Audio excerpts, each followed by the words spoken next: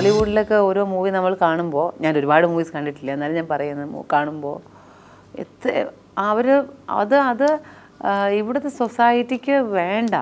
ഇവിടുത്തെ സൊസൈറ്റിക്ക് പുതിയ പുതിയ മുഖങ്ങൾ കാണണം. ഇപ്പം മഞ്ജു വാര്യർ തിരിച്ചു വന്നാൽ എത്ര നാൾ മഞ്ജു വാര്യർ ഉണ്ടാവും നമുക്ക് പോലും പ്രെഡിക്റ്റ് ചെയ്യാൻ പറ്റില്ല അല്ലേ.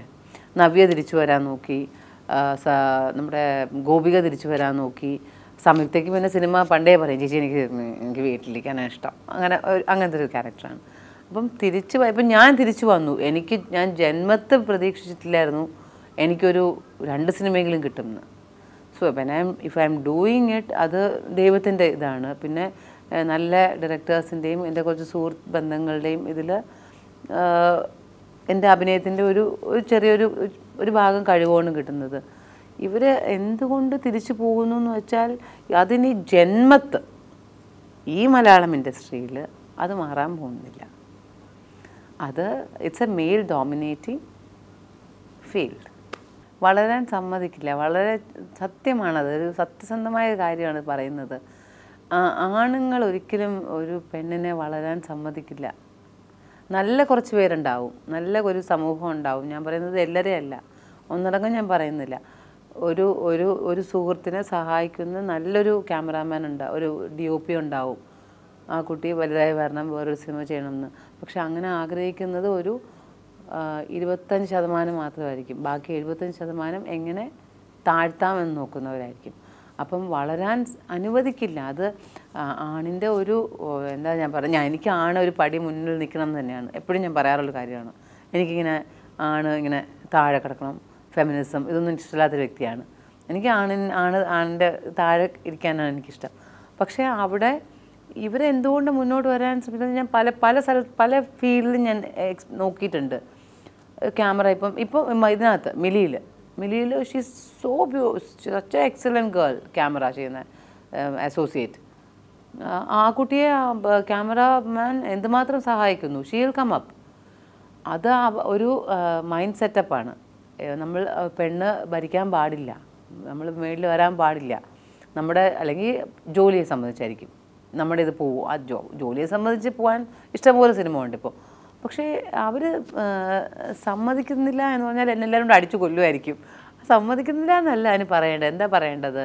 ആക്ച്വലി പലരും മുമ്പോട്ട് വരുന്നില്ല. ഇത് ഭയം തന്നെയാണ്.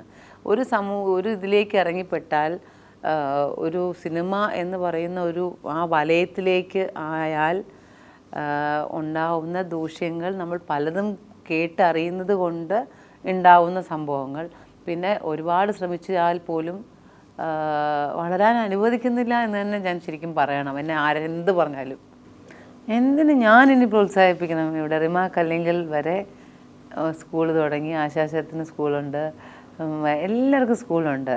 I am focused. പണ്ട് ഞാൻ ഫോക്കസ്ഡ് ഒന്നും ആയിരുന്നില്ല. ചുമ്മാ ഞാൻ ഇങ്ങനെ ഒരു ഭയങ്കര ലേസി ഗൂസാണ്. ഞാൻ ഭയങ്കര മടിച്ചാണ് ശരിക്കും പറഞ്ഞാൽ. അതുകൊണ്ടാണ് ഒരിടത്തും എത്താത്തതെന്ന് ഞാൻ പലപ്പോഴും വിചാരിച്ചിട്ടുണ്ട്. പക്ഷെ now I M focused. Because ഒരു ഡാൻസ് ചെയ്യാൻ ഒരു വേദി കിട്ടുന്നില്ല എന്നുള്ളതാണ് വാസ്തവം. ഒരു വേദി കിട്ടിയാൽ ഐ ക്യാൻ പ്രൂവ് മൈസെൽഫ്. അല്ലാതെ ഞാൻ ഡാൻസ് ചെയ്യുക എന്ന് പറഞ്ഞ് എനിക്ക് മടുത്തു. ആരെങ്കിലും ഒന്ന് ഡാൻസ് ചെയ്യാൻ സമ്മതിക്കണ്ടേ? സോ പക്ഷേ എനിക്ക് മൂവിയിൽ ഐ എം ഫോക്കസ്ഡ്. ഞാനിപ്പോൾ ചെയ്യാൻ പോകുന്ന മൂവി അപ്പവും വീഞ്ഞും, വിശ്വനാഥൻ സാറിൻ്റെ മൂവി, പ്രൊഡ്യൂസർ ഷൈൻ, രമ്യ കൃഷ്ണൻ, പ്രതാപുദ്ധൻ സാർ, സണ്ണി വൈൻ, ഞാൻ എല്ലാം കൂടെയുള്ള ആ ഒരു മൂവി എനിക്ക് എനിക്കൊരു ഭയങ്കര ഇഷ്ടമുള്ളൊരു ഒരു ടോട്ടലി ഡിഫറെൻറ്റ് ക്യാരക്ടറായിരിക്കും. അപ്പോൾ ഇങ്ങനത്തെ കുറേ മൂവീസ് ഇപ്പം ഞാൻ ചെയ്ത, ഇപ്പോൾ എനിക്ക് അതിൽ ഫോക്കസ്ഡാണ് ഞാൻ. ബിക്കോസ് ഞാൻ ചെയ്ത TP 51, അതിൽ രമ എനിക്ക് പൊളിറ്റിക്സ് എന്നൊരു സംഭവമേ അറിയില്ല. സത്യമായിട്ട് എനിക്കറിയില്ല. ഞാൻ പത്രം പൊളിറ്റിക്സ് എന്ന് കണ്ടാൽ ഞാൻ മാറ്റിയിട്ട് അപ്പുറത്തെ പേജ് വായിക്കുന്ന വ്യക്തിയാണ് ഞാൻ. അപ്പം അതിലെനിക്ക് രമചേച്ചിയെ എനിക്ക് എന്നും ഓർമ്മയുണ്ടായിരുന്നു. രമചേച്ചിയെ കണ്ടു, രമചേച്ചിയുടെ എക്സ്പീരിയൻസ്. എനിക്ക് ആ സിനിമ ഇറങ്ങണം എന്നുള്ള ആഗ്രഹം എന്ന് വെച്ചാൽ അവരുടെ വിഷമം, വേറൊന്നുമല്ല. ആ സിനിമ ഒരു പൊളിറ്റിക്കൽ ആർക്കും ദ്രോഹം ചെയ്യണമല്ല, ഒരാളിങ്ങനെ ചെയ്യാൻ പാടില്ല എന്നുള്ളൊരു സിനിമ. അത് രമചേച്ചിയായിട്ട് ചെയ്യാൻ പറ്റിയത് എനിക്ക് വലിയ ഭാഗ്യം. അപ്പം ഐ വാസ് ഫോക്കസ്ഡ്. അപ്പം അതിനിടയ്ക്കാണ് ഈ മിലി മറിയമുക്കൊക്കെ വന്നത്. അതിന് മുമ്പ് ചെയ്തതാണ് ഞാൻ അങ്കുരം എന്നൊരു മൂവി, ദീപേഷ് സാറിൻ്റെ അങ്കുരം മൂവിയിൽ ഞാൻ ഒരു 3ാം ക്ലാസ് കുട്ടിയുടെ ഒരു ചിൽഡ്രൻസ് മൂവിയാണ്. പക്കാ നാട്ടിൻപുറം. ആരും എനിക്ക് നാട്ടിൻപുറം റോള് തരില്ല. എന്നെ ഈ കോലം കണ്ട ആരും എല്ലാവരും പറയും അതൊന്നും ചെയ്യില്ല എന്ന്. പക്ഷേ പക്കാ ഇത് തന്നിട്ട് എനിക്ക് ആ ട്രെയിലർ കണ്ടപ്പോൾ ഇത് സ്പോട്ട് ഡബ് ഞാൻ ആദ്യമായിട്ടാണ് സിങ് സൗണ്ട് കൊടുക്കുന്നത്. So it was wonderful experience. കുറച്ച് സീൻസ് ആണെങ്കിൽ പോലും അപ്പം ഞാൻ ചില കാര്യത്തിൽ ഫോക്കസ്ഡ് ആണ്. ഇപ്പം ഈ സിനിമ കിട്ടി, ഇനി ഞാൻ ഇപ്പം ഒരു സീനാണെങ്കിലും ഞാൻ നല്ല ഡയറക്ടേഴ്സിനാണെങ്കിലും ചെയ്യും. കാരണം എന്ന് വെച്ചാൽ നമുക്ക് ഇനിയുള്ള സിനിമകൾ അങ്ങനെ ആയിരിക്കും. ഇനിയുള്ള സിനിമകളിൽ നമുക്കിപ്പം നിറഞ്ഞങ്ങ് നിന്ന് തകർക്കാം എന്നൊന്നും വിചാരിച്ചാൽ എൻ്റെ ഏജും അതല്ല. നമുക്ക് കിട്ടുന്ന നല്ല ഡയറക്ടേഴ്സിൻ്റെ മൂവിയിൽ നല്ല ക്യാരക്ടേഴ്സ് ചെയ്യുക. ആൾക്കാരുടെ പ്രീതി, പ്രേക്ഷകരാണ് ഇതെല്ലാം തീരുമാനിക്കുന്നത്. അപ്പം അതുകൊണ്ട് ഡാൻസാണോ സിനിമയാണോ എന്ന് ചോദിച്ചാൽ ഡാൻസ് ചെയ്യാൻ അനുവദിക്കുന്നില്ല ആരും. ഒരു ഫേസ്ബുക്കിൽ ഞാനൊരു സിനിമ ഇറങ്ങുമ്പോഴത്തേക്ക് എൻ്റെ ഒരു 10 ആൾക്കാരെൻ്റെ ഫേസ്ബുക്കിൽ വരും, വൃത്തികെട്ട മൂവി അത് ഇത് എന്ന് പറഞ്ഞിട്ട്. അപ്പോൾ നമുക്ക് വെറുതെ ഒന്ന് തോന്നും, കാണണോ വേണ്ടയോ? പണ്ടിതൊന്നും ഇല്ലല്ലോ. നമ്മൾ ഒരിക്കലും ഈ ഫേസ്ബുക്കോ ഒരാളുടെ വാക്കോ കേട്ടുള്ള സിനിമ കാണേണ്ടത്. നമ്മൾ പോയി കാണുക. നമ്മുടെ മനസ്സിലെ കൺസെപ്റ്റ് ആയിരിക്കില്ല വേറൊരാളുടെ ഇത്. അവർക്ക് മറ്റേ ഇപ്പോൾ പിക്കറ്റ് 43 ഞാൻ അഭിനയിച്ചിട്ട് സിനിമയൊന്നുമല്ല, എന്നാൽ പോലും എനിക്കത് അതിൻ്റെ ട്രെയിലർ കണ്ടപ്പോഴേ എനിക്ക് കാണണമെന്ന് തോന്നി.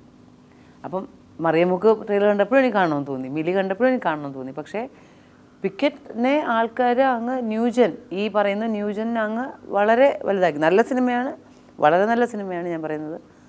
പക്ഷേ ഇത് അവരെ സംബന്ധിച്ചിടത്തോളം മിലി എന്ന് പറയുമ്പോൾ അത്രയ്ക്ക് വലിയ അങ്ങനെ വലിയ എപ്പൊന്നുമല്ല, ബാംഗ്ലൂർ ഡേയ്സ് പോലെ അല്ല, പിക്കറ്റ് പോലെ അല്ല, ഭയങ്കര സംഭവങ്ങളൊന്നുമില്ല. അപ്പോൾ പിന്നെ അതിനെ അവരങ്ങ് താക്കുക, മറിയമുക്കിനെ കുറച്ചുകൂടെ താക്കുക. അപ്പം ഇത് വരുമ്പോഴത്തേക്ക് ആൾക്കാർ സ്വാഭാവികമായിട്ടും ഭയങ്കരമായിട്ട് ബാധിക്കുന്നുണ്ട്. പണ്ടിതൊന്നുമില്ലല്ലോ. നമുക്ക് മൊബൈൽ പോലും, ഞാനൊക്കെ മൊബൈലൊക്കെ ഇപ്പോഴൊക്കെ യൂസ് ചെയ്ത് തുടങ്ങി. നമുക്കൊന്നുമില്ല. നമ്മൾ ഒരു സിനിമ കാണാൻ പോവും, നമുക്ക് ഇഷ്ടപ്പെടും. അങ്ങനത്തെ സിനിമകളാണ് എല്ലാ നല്ല സിനിമകളും. ഇപ്പോൾ നമ്മൾ ആൾക്കാരുടെ ഇത് കേട്ടിട്ട് നമ്മൾ സിനിമ കാണാതിരിക്കുന്നു. പിന്നെ നമ്മൾ കാണുമ്പോൾ നമുക്കത് ഇഷ്ടമാവുന്നു CD ഇട്ട് കാണുമ്പോൾ. അപ്പോൾ അവിടെ നഷ്ടപ്പെടുന്നത് പ്രൊഡ്യൂസറിൻ്റെ കാശാണ്, നമ്മൾ തിയേറ്ററിൽ പോകാതിരിക്കുമ്പോൾ. അപ്പോൾ അത് ചെയ്യരുതെന്നാണ് എൻ്റെ ഒരു കൺസെപ്റ്റ്. ബിക്കോസ് തിയേറ്ററിൽ പോയി സ്വയം വിലയിരുത്തുക സിനിമയെ, അല്ലാതെ ഫേസ്ബുക്കും ന്യൂജനും അല്ലെങ്കിൽ അവരൊന്നും അല്ല സിനിമയെ വിലയിരുത്തേണ്ടത്. വളരെ കഷ്ടപ്പെട്ട് എടുക്കുന്ന പ്രൊഡ്യൂസറിൻ്റെ വേദന മനസ്സിലാക്കി, ആ ഫുൾ ക്രൂ എത്രമാത്രം കഷ്ടപ്പെട്ടു എന്ന് മനസ്സിലാക്കി, ഞാൻ സിനിമയുടെ പ്രൊഡക്ഷൻ സൈഡിൽ ഉള്ളതുകൊണ്ട് ഞാൻ പറയുകയാണ്, മനസ്സിലാക്കി ആ സിനിമ തിയേറ്ററിൽ പോയി കണ്ട് നിങ്ങൾക്ക് ഇഷ്ടമല്ലെങ്കിൽ പറയുക. അല്ലാതെ ഒരാൾ പറഞ്ഞു എന്നിട്ട് കാണാതിരിക്കരുത്. അത് വളരെ ഒരു ഇറ്റ്സ് റിയലി ക്രൂവൽ കില്ലിങ്.